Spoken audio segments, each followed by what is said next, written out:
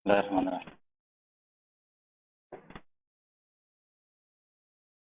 Assalamualaikum warahmatullahi wabarakatuh.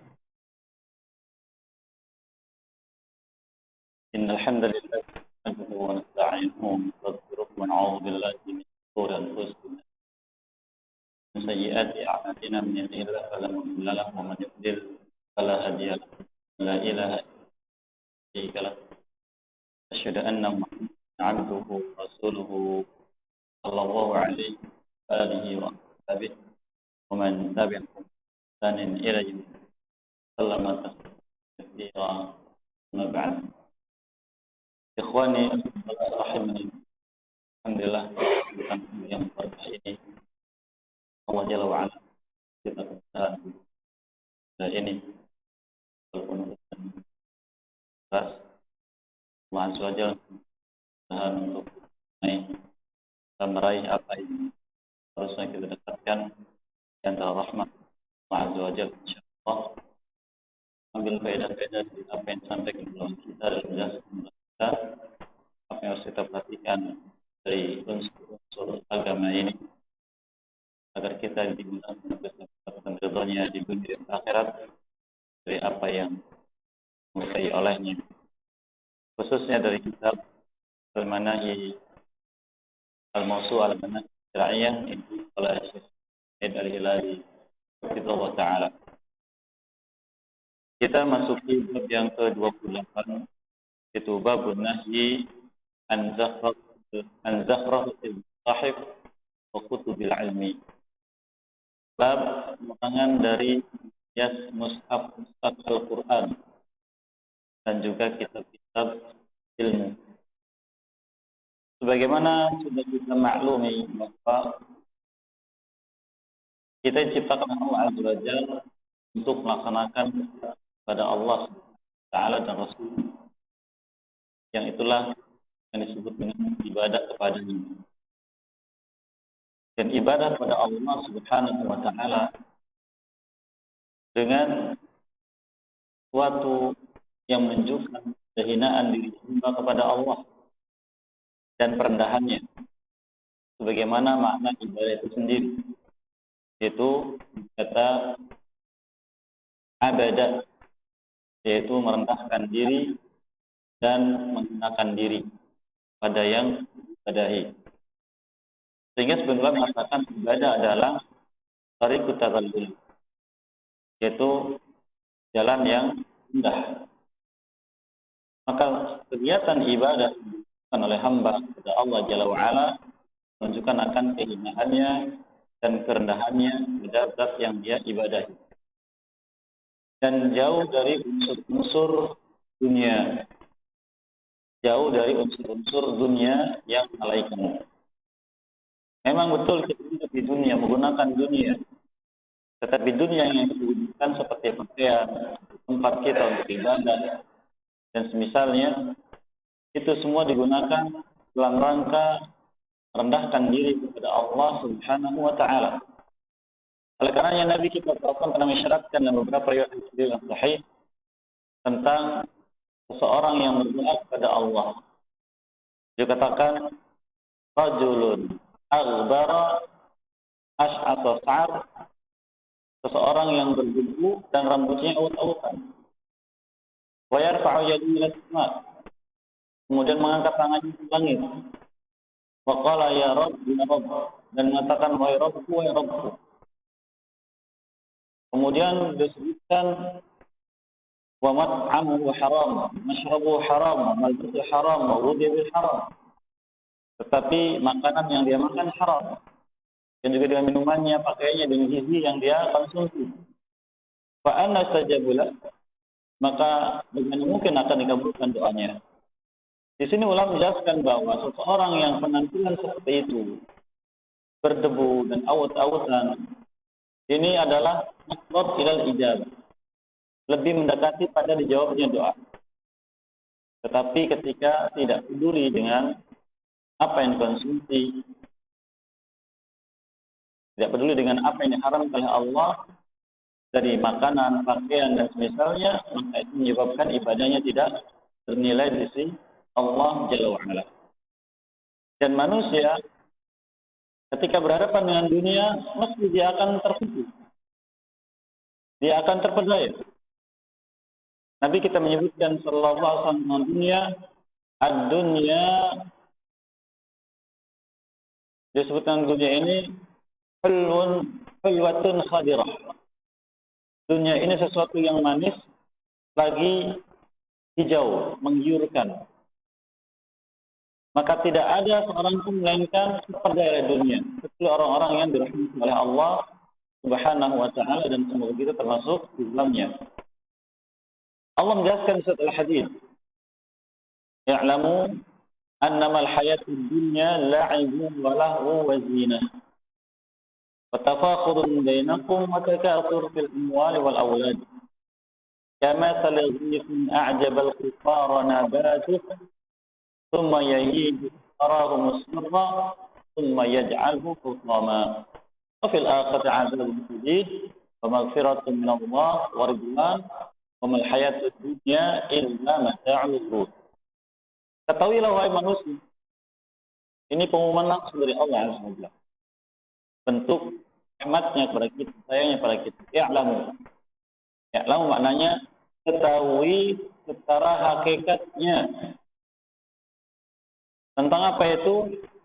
Bahwa kehidupan dunia tidak lain isu permainan, walahun, perbuatan-perbuatan yang melalaikan, wazinatun, dan perhiasan-perhiasan, serta tafakur, berbangga, menyombongkan diri di antara kalian dengan apapun yang Allah berikan pada kalian, dari jabatan, dari harta, dari kedudukan, dari keturunan, dan sebagainya.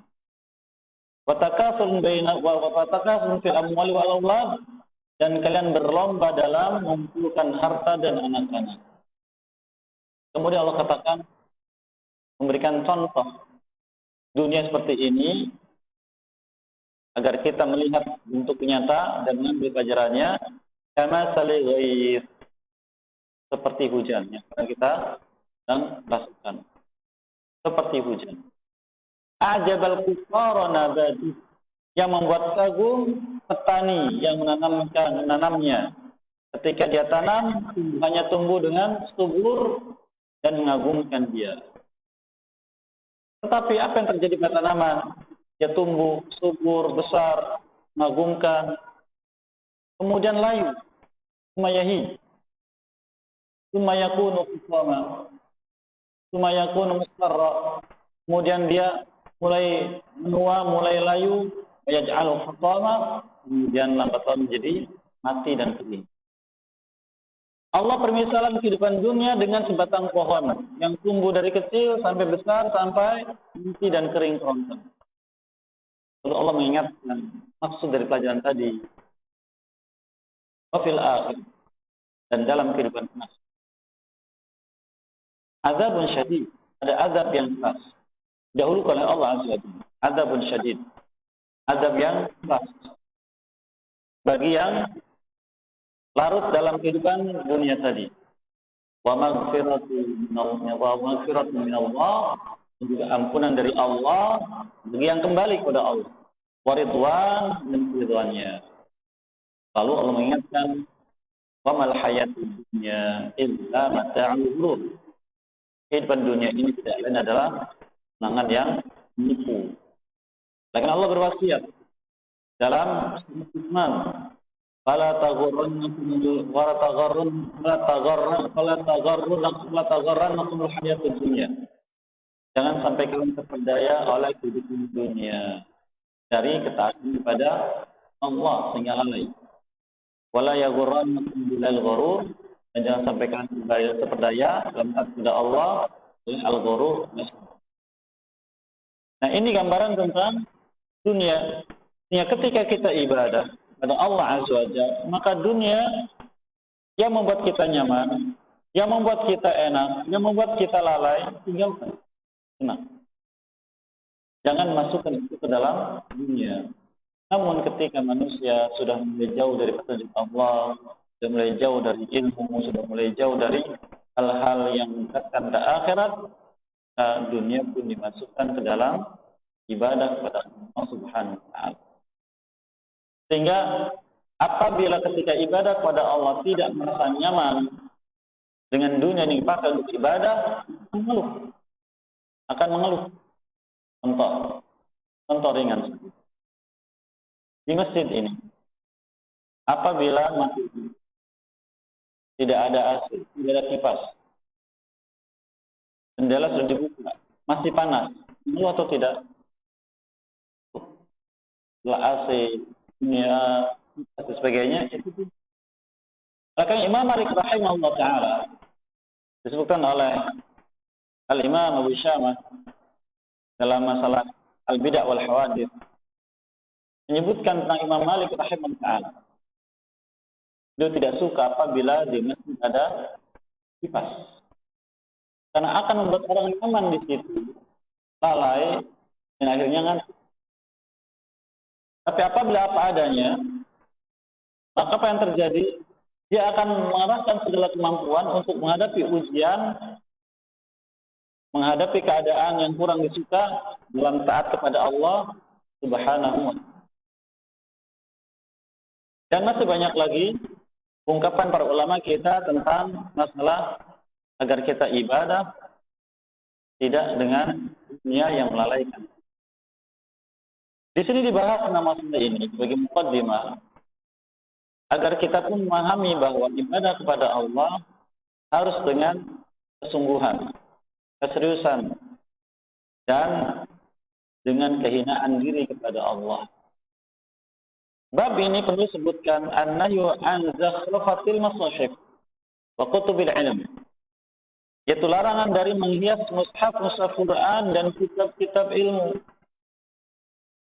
Karena apabila mushaf dihias, buku-buku ilmu dihias, maka apa dampaknya? Dampaknya orang yang memiliki akan sayang menggunakan mushaf ini. Sudah dihias bagus-bagus, kalau sering dipegang bagaimana? Akan rusak. Kalau sering dibuka akan rusak. Sehingga hanya disimpan saja. Apalagi kita mungkin mendengar ada orang yang menghias segala sesuatu dengan lapisan emas. Nah, begitu. Tinggal lecet sedikit akan emas. Dan demikian terjadi. Sehingga apabila mushafnya tidak dihias, tidak akan dipegang atau tidak akan dibaca. Itu kebalikannya. Ini terjadi pada kita. Kita lihat mushaf Quran dengan warna yang beraneka ragam. Mushaf Quran dengan hiasan, sehingga manusia kalau tidak mendapatkannya begini, repot bacanya. Saya tidak mengerti. Tidak begini. Saya tidak. Akhirnya, kapan berhasil meninggalkan Quran. Karena tidak sesuai dengan keinginan. Atau juga kitab-kitab ilmu. Terus sekarang ini kitab ilmu, kalau sampulnya bagus, maka orang-orang mau beli. Kalau sampulnya tidak bagus, tidak dibeli. Kalau jenis tulisannya bagus, akan dibeli. Kalau tidak bagus, ya dibeli. Memang betul ini kembali pada keinginan. Tapi maksud utamanya adalah bahwa agar ketika kita terkait dengan masalah ibadah, maka semua itu hanya sarana. Dan untuk mengambil manfaatnya bukan mengambil zatnya. Manfaat yang diambil. Oleh karena apabila kita lihat ulama zaman dahulu, mereka dalam menjalankan ketaatan kepada Allah dengan apa yang ada, tidak mengada-adakan, dengan sesuatu yang sangat sederhana. Kita sekarang sajadah awalnya hanya sekedar kain saja, kain putih atau kain apa yang ada di rumah. Sekarang sudah mulai ya, dan bludru dan sebagainya. Tidak cukup dengan itu dikasih busa lagi. Ya. Ini kalau kita lihat tentang pembahasan para ulama tentang hal-hal yang makruh dalam salat, dibahas masalah itu. Dibahas. Bahkan dengan yang beraneka ragam warna dan sebagainya. Kita mengatakan bahwa Nabi SAW pernah sholat, lalu beliau sholatnya tidak khusyuk. Kenapa? Beliau melihat ada kain yang bercorak di depannya. Lalu kain itu beliau hadiahkan kepada orang lain. Nah, kita malah menyengaja ketika sholat dengan hamparan yang beraneka warna. Dari sajadah ada yang merah, hijau, putih, dan sebagainya. Dan hiasan-hiasan yang beraneka, sehingga melalaikan dari ibadah kepada Allah. Bila khusyuknya hilang. Itu umumnya kita. Karena beliau di sini mengingatkan kita dalam bab ini bahwa ketika kita menjalankan ketaatan kepada Allah, jangan sampai ketaatannya membawa kita kepada kelalaian. Sehingga taatnya kita itu bukan lagi murni untuk Allah, ikhlas kepadanya, mengharapkan balasan darinya, tapi untuk nyaman dan ridho. Ada satu ayat yang membuat takut para ulama. Yang hendaknya ayat ini senantiasa terngiang di benak kita. Allah firmankan di surat wa badalahum minallahi ma lam yakunu yahtasibun. Wa badalahum minallahi ma lam yakunu yahtasibun. Nanti di akhirat nampak dari Allah untuk setiap hamba sesuatu yang tidak pernah mereka sangka itu ada pada mereka dan mereka melakukannya. Umumnya ulama mengatakan itu adalah asyirkul khafi, syirik yang samar, yang lembut, yang kita korbannya tidak menyadari kalau kita beramal itu berbuat syirik. Ditampakkan salat kita yang kita ketika melaksanakan salat merasa ikhlas, merasa baik. Ternyata salat ini salat yang mengandung syirik. Ditampilkan saum kita, sedekah kita, umrah kita, haji kita, ternyata semuanya syirik. Wa bada minallahi ma lam yakun. Ini yang perlu kita senantiasa. Bagaimana kita mencermati kalau ibadah yang kita lakukan terserang oleh syirik? Itu bila ada merasa senang dalam hati ketika manusia memandang, ketika ada keinginan mendapatkan perhatian dari manusia, keinginan untuk dipuji oleh manusia, kalau sekilas dan sebagainya.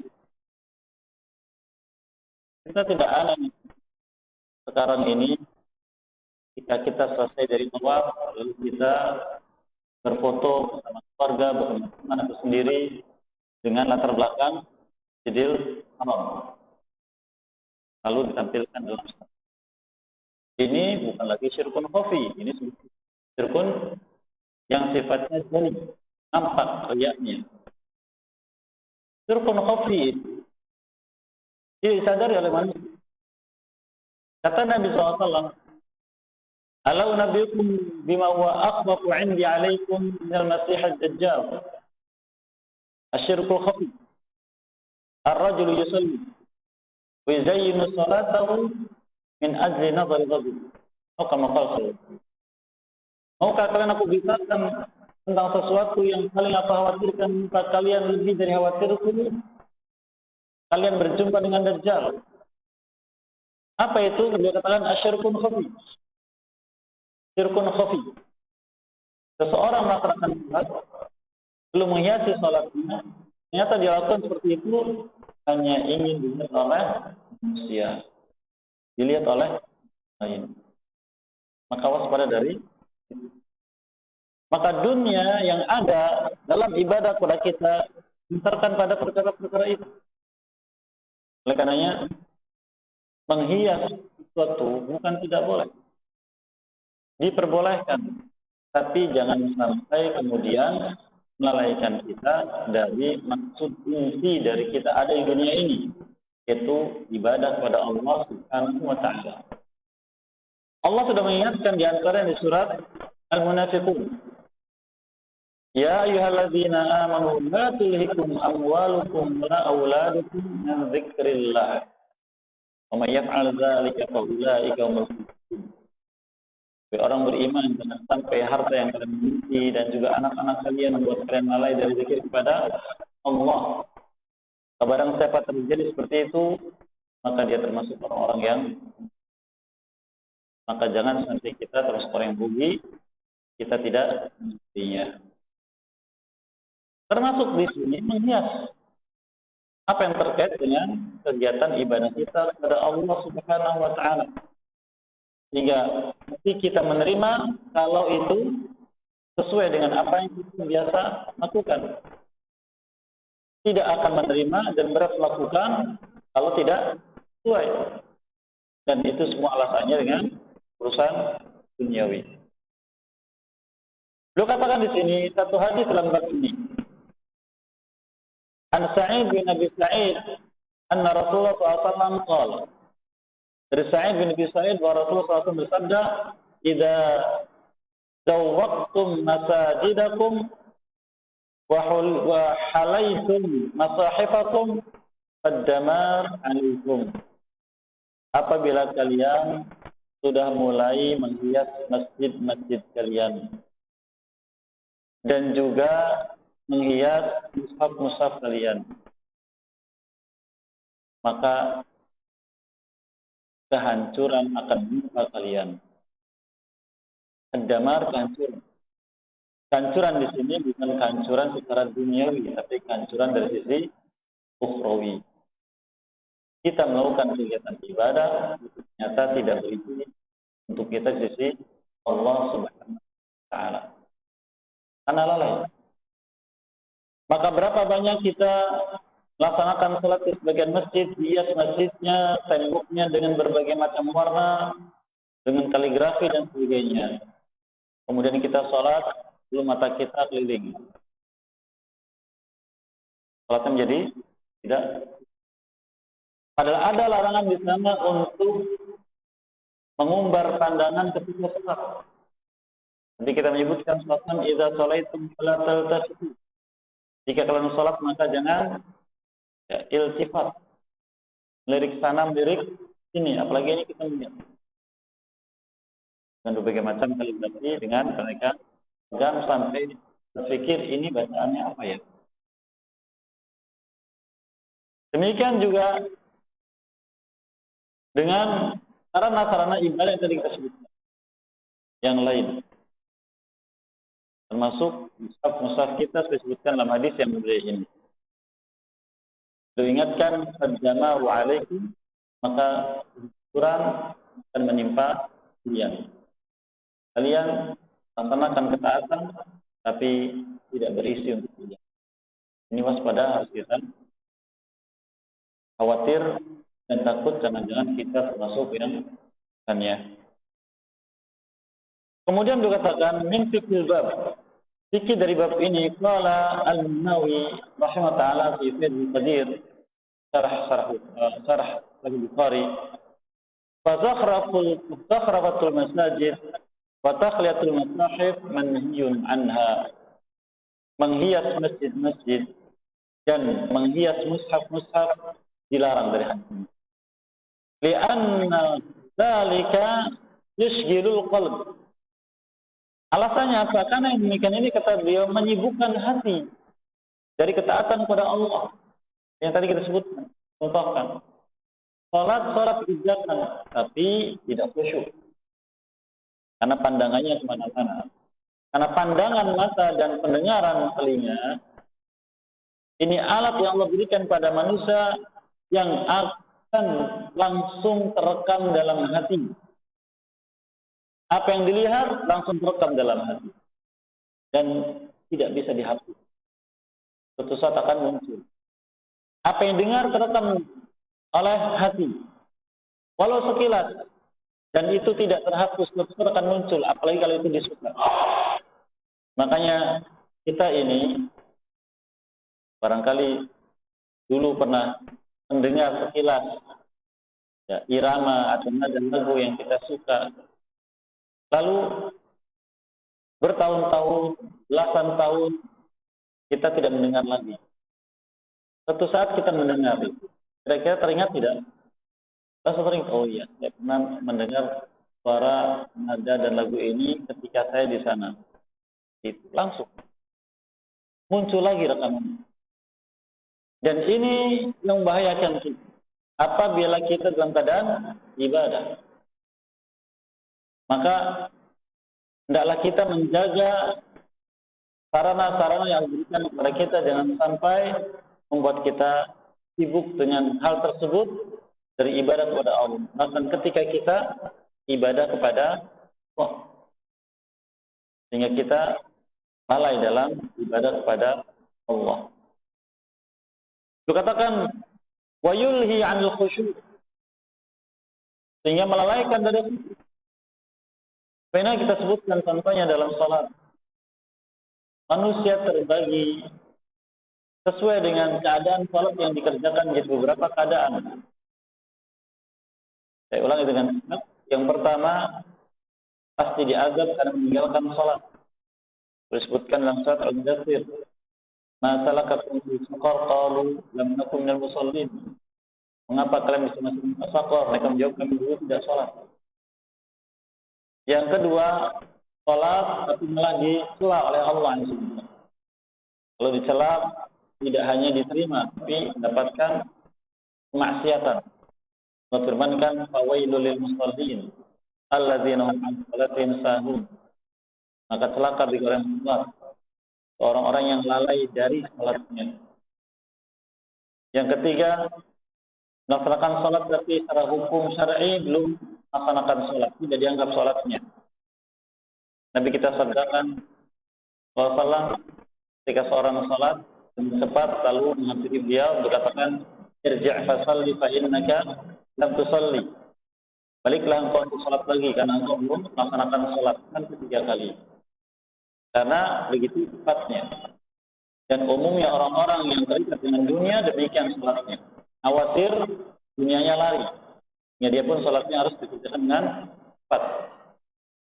Yang keempat, salat dikerjakan tapi mendapatkan pahala sekedarnya sesuai dengan keadaannya. Seperti yang sabdakan Nabi kita SAW, "Inna rajula yusalli tsumma yansarifu minha fala yuqbalu minha illa 'usbuha wa illa tus'uha wa illa thumuha wa illa subu'uha wa illa qudusuha wa illa nisbuha." Oh, kama qala sallallahu. Sesungguhnya seorang melaksanakan kerja selesai dari salatnya, tapi tidak diterima dari salatnya, melainkan hanya sekedar 10% atau 20 atau 30 atau 40 atau 50 saja. Ini semua keadaan yang melalaikan dari salat. Karena orang beriman, Allah memuji mereka dengan khusyuk. Disebutkan dalam firman-Nya, "Aflahal mu'minun alladzina hum fi salatihim khashi'un." Pasti butuh orang beriman, itu orang-orang yang mereka khusyuk dalam salat. Itu yang dicari. Maka ketika masjid-masjid hias dengan berbagai macam hiasan, akan membuat lalai. Buat lalai dari ibadah kita kepada Allah khususnya dalam salat. Itu katakan wa tadabbur wal hudur ma'a Allah Ta'ala, dan juga melalaikan dari tadabbur. Contohnya ketika kita baca mushaf atau baca kitab-kitab ilmu, biasanya yang kita dapatkan apabila lafaz yang menunjukkan akan Allah diberi warna, atau kemudian batas-batas tertentu diberi garis warna, lalu diberikan isyarat apabila warnanya ini maka begini, itu maka begitu. Ketika kita biasa membaca seperti itu, ketika kita baca, loh kok ini adalah kan harusnya ini warnanya begini, kenapa tidak? Ini kan kembalinya kepada Allah. Hanya ingatnya kepada warna, tidak kepada makna yang dimaksud dalam Al-Quran. Atau warna dalam kitab. Sehingga lalai dari maksudnya dituju. Dituliskannya Al-Quran dan juga dituliskannya ilmu. Lalai. Ini yang dikhawatirkan. Wal hudur ma'allah Ta'ala, dan ini bersama ambil wasiatnya, mengambil peringatannya dari hal ini yang diinginkan. Kemudian yang kedua kata beliau, wa yadkhulu fi nahyi min babi aula, dan termasuk dalam larangan ini, dan ini sesuatu yang paling patut malah, yaitu tasdiqu kutubil ilmi wa zahrafataha, yaitu menghias kitab-kitab ilmu dan memberikan tempat yang khusus. Karena kalau tadi kita kitab-kitab ilmu sudah dihias, kita sayang untuk menyebutnya. Takut hiasannya, maka dibiarkan. Kalau masjid, maka kadang alasannya untuk biar betah di masjid, biar bisa menikmati di masjid, biar kita ketika sudah di masjid kita juga enggan keluar dari masjid. Macam-macam alasan. Dan itu memang syaitan. Karena syaitan senantiasa membuat gurur, itu kelalaian dan memperdaya. Allah wasiatkan, wala taghurrannakum billahil ghurur.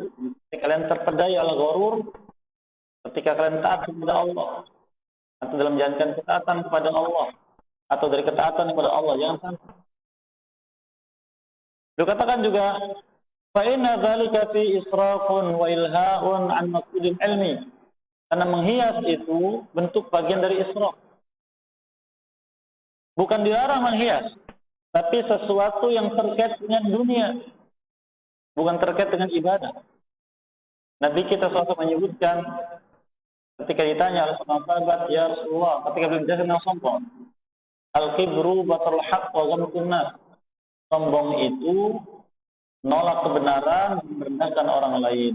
Seseorang sahabat bertanya, ya Rasulullah, bagaimana dengan seseorang yang dia suka dengan perkara-perkara yang indah, suka berhias dalam pakaiannya, dalam sendalnya?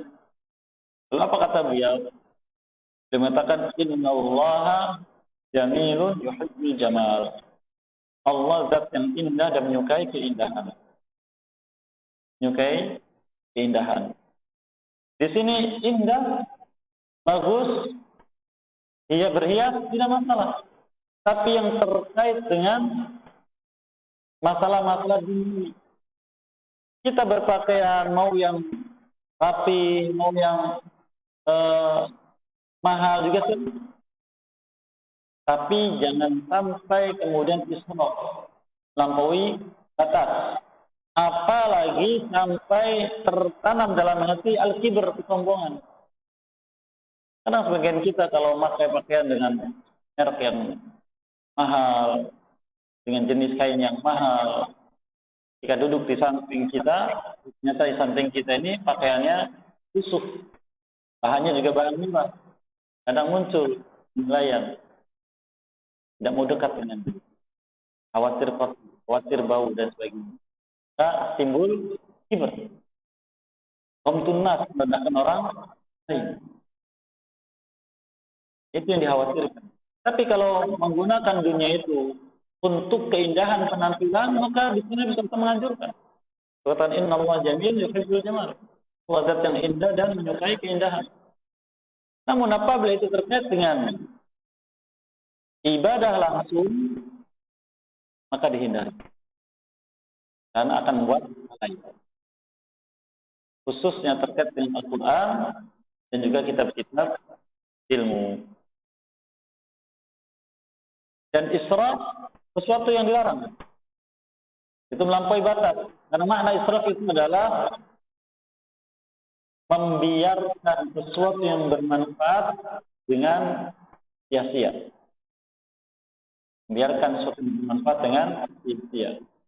Dan ini masuk dalam kategori tabdzir, yaitu tidak memanfaatkan apa yang harusnya bermanfaat, sehingga terbuang percuma. Allah berwasiat, kulu washrabu wa la tusrifu. Makan dan minumlah dan jangan melampaui batas. Kata sebagian ulama, apabila makan dan minum saja yang merupakan kebutuhan pokok bagi manusia, tidak boleh israf, dibuang-buang. Maka demikian juga dengan yang lain. Dikiaskan dengan makanan dan minuman. Allah juga menyebutkan surat Al-Isra, "Wala tubazzir tabdzira, innal mubazzirina kanu ikhwana syayatin." Jangan kalian berbuat tabdzir, karena pelakunya syaitan. Maka segala sesuatu yang secara zat bermanfaat untuk kita, maka gunakan sesuai dengan manfaatnya. Jangan sampai israf, melampaui batas. Jangan sampai melampaui batas. Oleh karenanya Nabi kita menyebutkan secara umum, min husni islamil mar'i tarkuhu ma la ya'ni. Di antara baiknya nilai Islam seorang adalah meninggalkan apa yang tidak manfaat untuknya. Sehingga dalam menjalani kehidupan ini, khususnya terkait dengan ibadah, jangan sampai di sana ada israf, sesuatu yang terbuang dari apa yang bermanfaat dalam segala hal. Lalu beliau katakan, wa ilha an maqsudil ilmi, dan melalaikan dari maksudnya ilmu. Ini tidak bisa disesuaikan dengan berbagai macam alasan, sehingga ketika kita mempelajari kitab itu, maka kita hanya memfokuskan pada hiasannya, memfokuskan pada jenis keindahannya. Kalau tidak demikian, saya tidak mau. Kemudian ketika mendapati kalimat-kalimat yang sedang dipahami, ternyata berbeda dengan apa yang harusnya secara biasa, maka dia pun akhirnya tidak pada dari kalimat yang disebutkan, tapi kepada biasanya. Wa huwa at-tadabbur wal khusyu' wal khudu' lillahi ta'ala, yaitu tadabbur, memahami makna dari apa yang dibaca. Al-khudu', ketundukan kepada Allah, melaksanakan apa yang dimaksudkan dari apa yang dibaca. Wal khusyu', dan juga khusyuk, fokus mengambil apa yang diambil dari manfaat yang ada di dalamnya. Faqad kathura hadza fi zamanina, dan itu sudah begitu banyak pada zaman kita ini, seperti kita sebutkan tadi. Karena ketika zaman dekat dengan akhirnya, Allah buka dunia, dan siapapun akan mendapatkan dunia. Sampai pada akhirnya, seseorang yang ingin memberikan sedekah berkeliling tidak mendapati orang yang bisa menerima sedekah.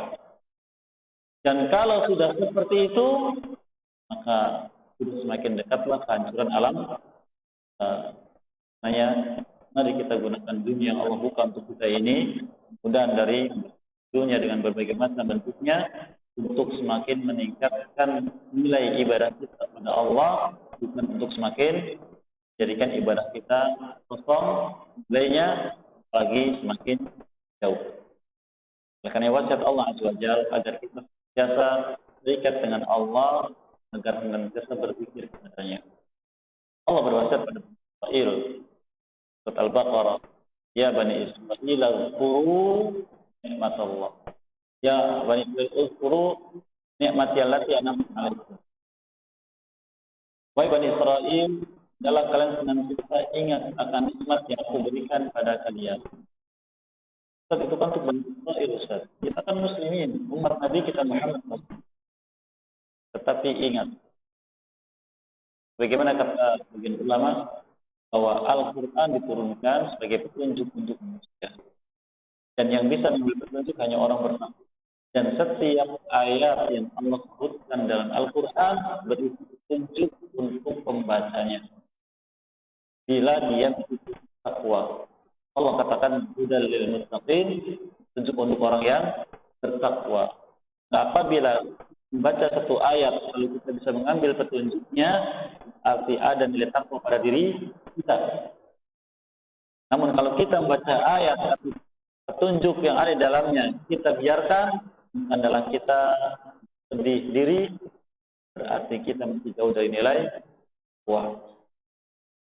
Dan petunjuk Al-Quran ada dua macam. Ada petunjuk yaitu mubasyarah, langsung diambil karena langsung paham. Itu dalam ilmu tafsir namanya dalalatul mantuq, petunjuk yang diucapkan langsung. Seperti ya kutiba alaikumus shiyam. Tetapkan untuk kalian siam. Waqimus shalah wa atuz zakat. Itu tunjuknya mansuh, yaitu ucapkan langsung. Yang kedua, dalalatul mafhum, yang dipahami. Jadi secara lafaz kalimat tidak langsung, tapi difahami. Contohnya tadi, ya Bani Israil azkuru ni'mati allati an'amtu 'alaikum. Bani Israil, ingatlah kalian nikmatku yang aku berikan pada kalian. Maka walaupun ayatnya yang diajak bicara Bani Israil, maka mafhumnya kita pun demikian. Difahami kita pun demikian. Karena Allah menyebutkan di akhirnya, wa ufi bi'ahdikum. Tunaikan janji kalian kepadaku, aku tunaikan janjiku kepada kalian. Dan Allah berjanji kepada manusia secara umum akan memberikan surga bila bersyukur kepadanya. Maka ketika Bani Israil disuruh tunaikan janji kalian kepadaku untuk bersyukur pada Allah, aku akan tunaikan janjiku kepada kalian, maka kita pun demikian. Ini tunjuknya. Maka diambil petunjuk. Seperti itu.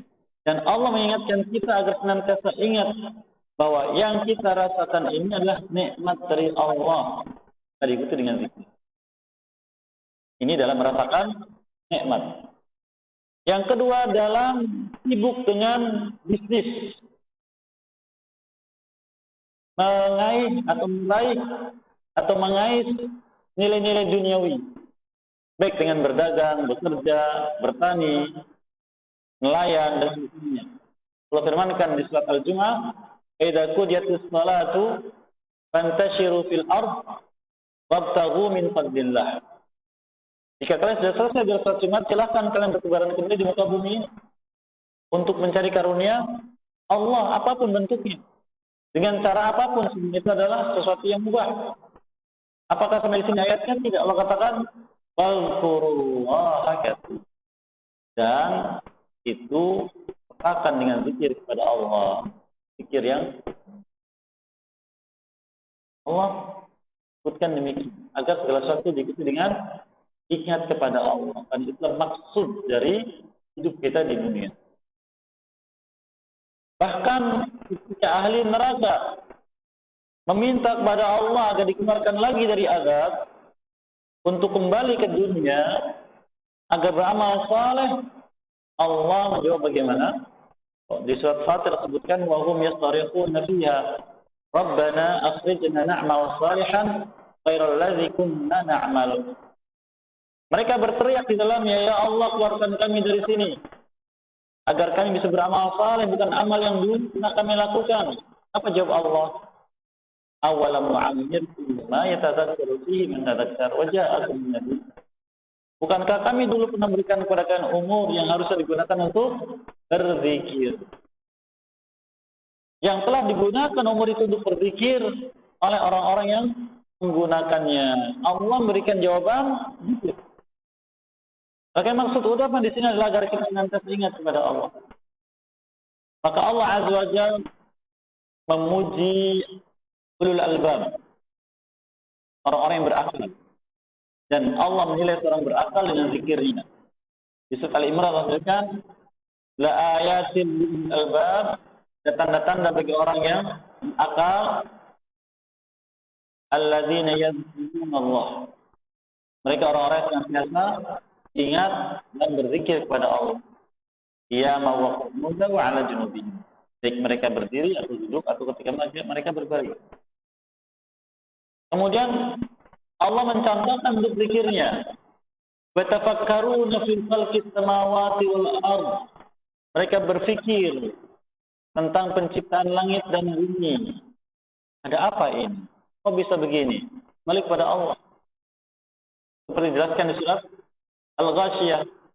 Afala yanzuruna ila al-ibili kayfa khuliqat wa ila as-sama'i kayfa rufi'at wa ila al-jibali kayfa nusibat wa ila al-ardi kayfa sutihat. Adzakir. Tidakkah mereka melihat onta bagaimana diciptakan, langit ditinggikan, gunung dijadikan terpancang begitu kuat, dan bumi dihamparkan? Apa kata Allah? Fadzakir. Ingat. Berzikirlah kepada Allah. Itu semua yang menciptakan adalah Allah Subhanahu. Itu maksud dari situ. Dengan dunia yang Allah berikan bagi kita untuk menunjang zikir kepada Allah. Yang dengan itulah kita mendapatkan simpanan. Oleh karenanya di surat Al-Kahfi dan ini sering nanti kita baca di hari Jumat. Allah berfirman di antaranya, Al-mal wal banun zinatul hayat. Harta dan sedar zina, hiasan kehidupan. Lalu bagaimana? Wal baqiyatus shalihat khairun inda rabbika thawaban wa khairun amala. Sedangkan al baqiyatus shalihat lebih baik untuk kalian di situan kalian nanti di sisi Allah Subhanahu wa taala di akhirat. Sebagai apa lebih baiknya? Thawaba, sebagai pahala dan harapan yang terbaik. Ulama berbeda pendapat tentang apa makna al-baqiyatus shalihat dan umumnya mengatakan al-baqiyatus shalihat adalah subhanallah, alhamdulillah, la ilaha illallah, Allahu akbar. Yang mengatakan al-baqiyatus shalihat adalah zikir kepada Allah. Yang mengatakan al-baqiyatus shalihat adalah amal saleh. Ya, semuanya tidak jauh. Kembalinya ke mana?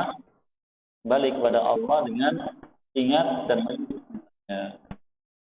Dan Allah menyebutkan antara amalan orang bertakwa yang mendapatkan ampunan dosa dan surganya Al-Imran, "Walladzina idza fa'alu fahishatan wa zalamu anfusahum dzakarullaha fastaghfiru dzunubihim wa yaghfiru dzunuba illa Allah wa lam yusirru 'ala ma fa'alu wa hum ya'lamun."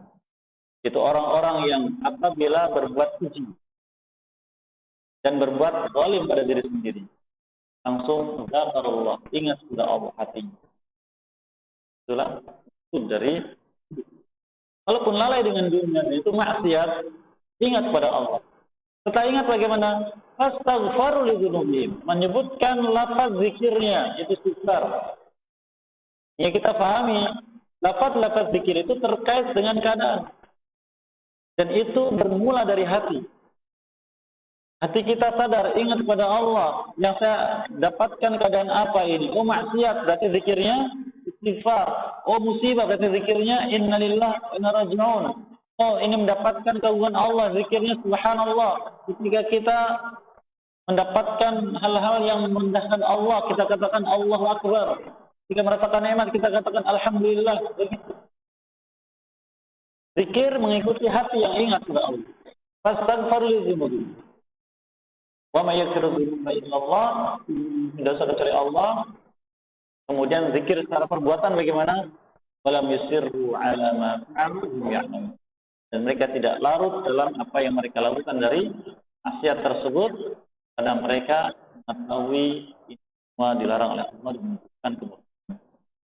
Karena mari kita senantiasa perbaiki diri kita dengan evaluasi dari apa yang kita lakukan, hal-hal yang dilarang Allah khususnya dan Rasulnya SAW, agar kita bisa memperbaiki diri dan mendapatkan karunia Allah nilai ketakwaan, keuntungan di dunia dan di akhirat. Itulah ciri orang beriman, nama ciri orang bertakwa, mengamankan surat Al-Hasyr, ya ayyuhalladzina amanu tanzur nafsum ma qaddamat lighad, Allah innakum basirun bima ta'malun, la takunu kalladzina khafu anfusahum ikum. Barang beriman bertakwalah kepada Allah. Wal tanzur nafsum ma qaddamat. Setiap jiwa kalian, setiap pribadi kalian hendaknya melihat kembali apa yang sudah dia amalkan kemarin. Itu diamalkan kemarin. Lalu untuk apa ingat? Ini untuk besok hari lebih baik. Bekal berjumpa dengan Allah. Wattaqullah, bertakwa kepada Allah yang demikian. Allah akan beritakan semua amal kalian. Maka dalam hidup kalian ini jangan seperti orang yang nasullah, lalai dari Allah. Nisyan didubikkan. Lalai lupa itu lawan dari zikir atau ingat. Wala takunu kalladzina nasullah, jangan sampai kalian hidup ini sedang lupa kepada Allah. Fansau anfusahum, maka lupakan mereka pada diri mereka sendiri. Lupa dengan akibat buruk perbuatan mereka menyebabkan azab. Ulaika hum fasiqun, yang fasik. Oleh karenanya Allah memberikan beri kepada kita sebab terbanyak sebab terbesar manusia diazab oleh Allah, yaitu lalai. Yang Allah catatkan surat Al-Munafiqun tadi, la tulhikum amwalukum wala auladukum an dzikrillah. Yang sampai harta dan anak kalian lalai dari zikir Allah. Itu sebab terbesar dan terbanyak azab. Allah firmankan di surat As-Sajdah, fadzuqu bima nasitum liqa'a yawmikum hadza inna nasitum. Rasakan oleh kalian. Ini disebabkan karena kalian lupa dengan perjumpaan denganku pada hari ini. Inna nasinakum, maka kami pun melupakan ya. Dan yang lebih buruk dari itu adalah kita dalam ketaatan kepada Allah, tapi hati kita lalai dari Allah. Hati kita lupa kepada Allah. Sehingga yang diingat itu adalah dunia, dunia, dan dunia. Kalau pakai ini kayaknya bagus. Kalau tidak begitu, maksudnya bagus. Seandainya, semuanya terkait dengan dunia. Dan lebih buruk lagi adalah apabila kita itu hanya min ajli nazari rajul, dengan sebab ingin diperhatikan oleh manusia, dipuji oleh nah, semoga Allah SWT senantiasa maafkan kita semua, menjadikan kita orang yang senantiasa ingat kepadanya, berzikir kepadanya, zikir kita, lisan kita atau perbuatan kita. Maafkan dari kesalahan kita selama ini karena kejahilan kita, dan diampuni dosa-dosa kita karena hal itu tanpa kita sadari kita lakukan ataupun kita sadari. Allah senantiasa memberikan kita maafnya, kebaikannya, rahmatnya, dan kita dari penghalang-penghalangnya di masa yang datang. Sebab ini barangkali bisa diketahui bedanya. Ada yang ingin dipersilakan. Silakan. Salam.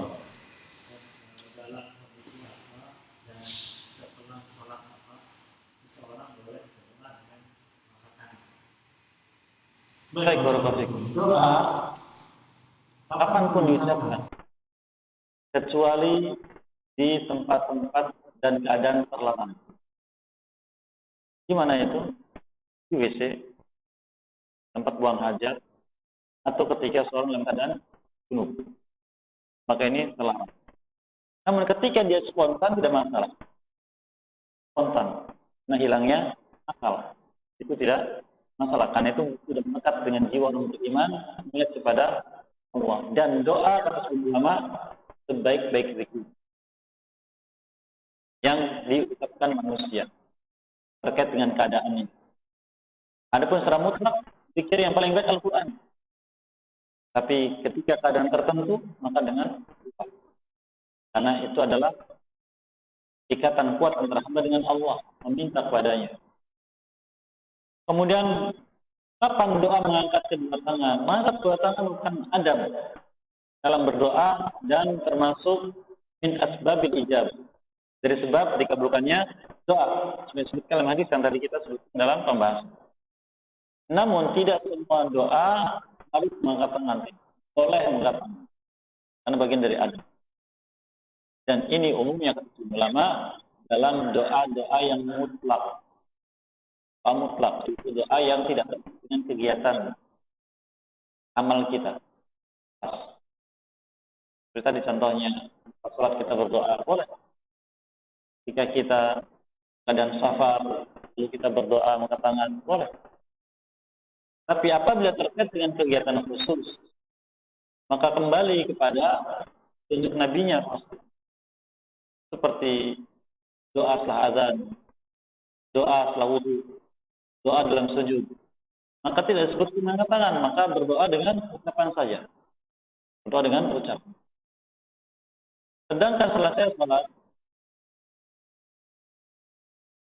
berdoa diperbolehkan. Apalagi kalau menjadikan itu sebagai wasilah. Ini yang jarang kita lakukan. Boleh, bukan harus. Contoh, ya Allah, hamba baru saja melaksanakan salat subuh misalkan. Yang kau syariatkan. Hamba mohon dengan ini, agar engkau membukakan rezeki hamba, menyembuhkan penyakit hamba, itu sebagainya. jadikan salat atau ibadah yang kita lakukan sebagai wasilah.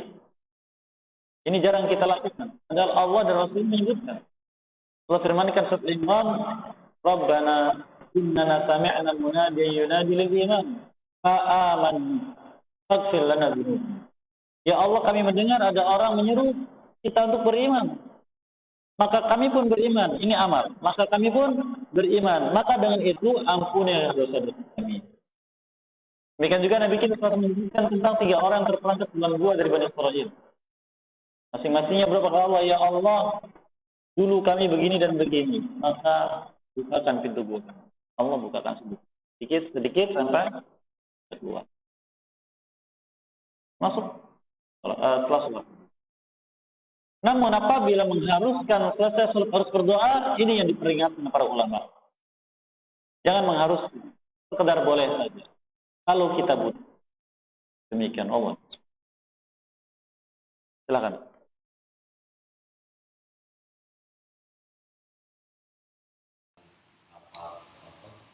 Itu bagaimana? Ketika kegiatan ramalan, bahkan kadang-kadang tidak ada berdoa baik, barakallahu.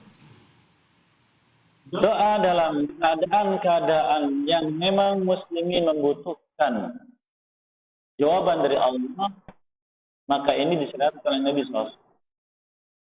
Contohnya doa ya khutbah, maka dianjurkan doa ketika sholat istisqa, doa ketika sholat istisqa, keadaan-keadaan yang memang dibutuhkan.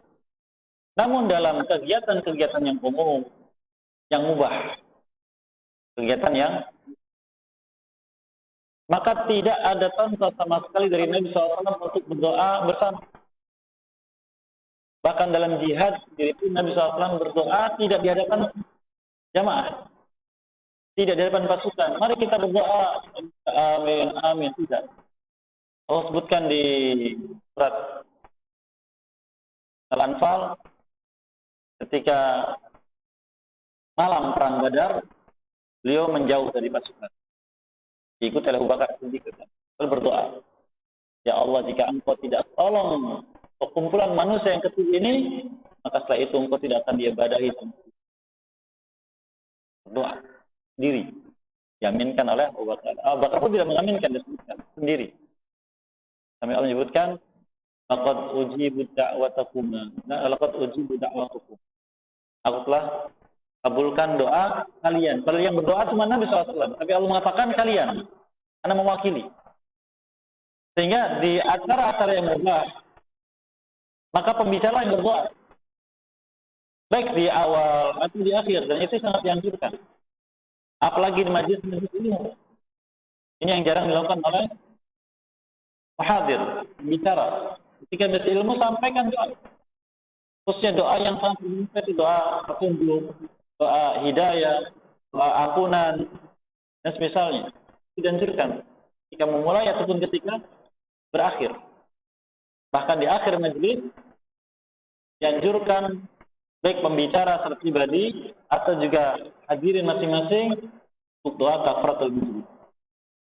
Dan doa kafaratul majlis tidak diucapkan untuk bersama, tapi masing-masing. Karena ini berlaku untuk masing-masing. Maka siapa yang membaca doa yang mendapatkan bagiannya, yang tidak membaca doa maka dia tidak mendapatkan bagian.